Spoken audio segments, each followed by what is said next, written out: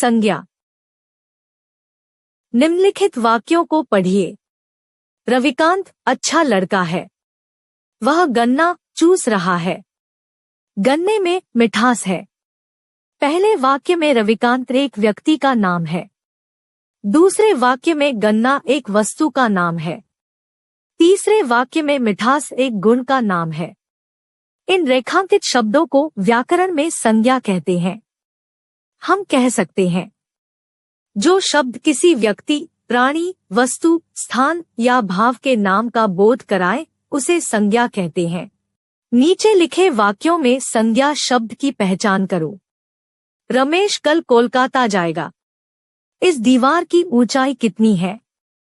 नीचे लिखे सभी शब्द संज्ञा है।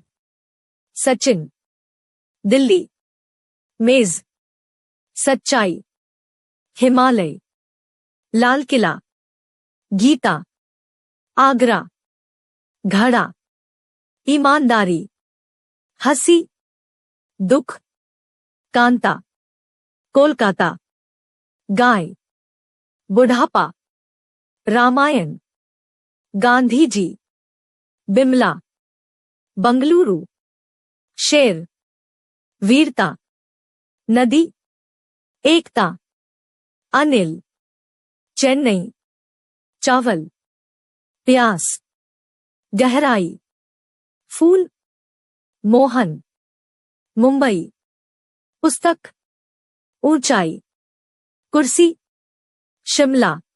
संज्ञा के भेद। संज्ञा के 3 मुख्य भेद हैं। 1. व्यक्तिवाचक संज्ञा। 2. जातिवाचक संज्ञा। 3. भाववाचक संज्ञा। आइए अब इन भेदों के बारे में विस्तार पूर्वक जान लें। 1. व्यक्तिवाचक संज्ञा। जो शब्द किसी विशेष व्यक्ति, स्थान या वस्तु का बोध कराए उसे व्यक्तिवाचक संज्ञा कहते हैं। उदाहरण: व्यक्तियों के नाम प्रतिभा सिंह, ममता बनर्जी, रवि, महात्मा गांधी आदि। स्थानों के नाम चेन्नई, आगरा, चंडीगढ़, दिल्ली, भोपाल आदि। वस्तुओं के नाम रामायण, महाभारत, ताजमहल, हिमालय आदि। नदियों के नाम गंगा, यमुना, गोदावरी, झेलम, घाघरा आदि। 2. जातिवाचक संज्ञा। जिस संज्ञा शब्द से पूरी जाति के सभी प्राणियों या वस्तुओं का बोध हो उसे जातिवाचक संज्ञा कहते हैं। उदाहरण: 1. लड़का खेलता है। 2. नदी बह रही है। 3. विद्यालय चलो। 4. मेरे विद्यालय में 10 कमरे हैं। 3. भाववाचक संज्ञा। जिस संज्ञा शब्द से किसी भाव, गुण, दशा, अवस्था का बोध हो उसे भाववाचक संज्ञा कहते हैं।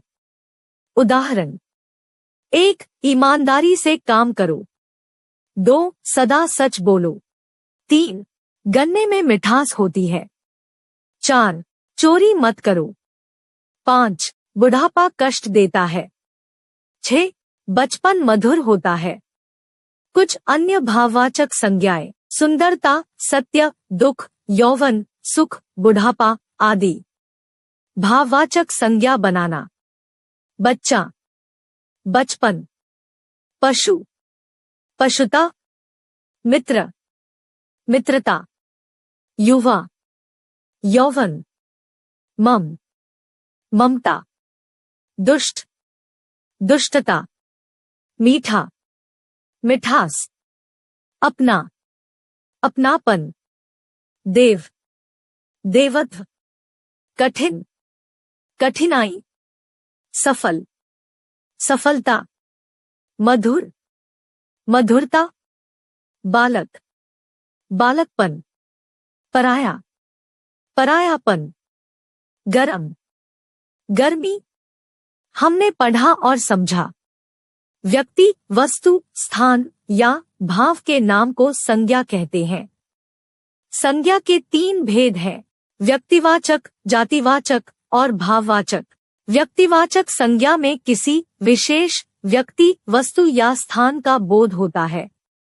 भाववाचक संज्ञा दिखाई नहीं देती है, बल्कि एक भाव होता है।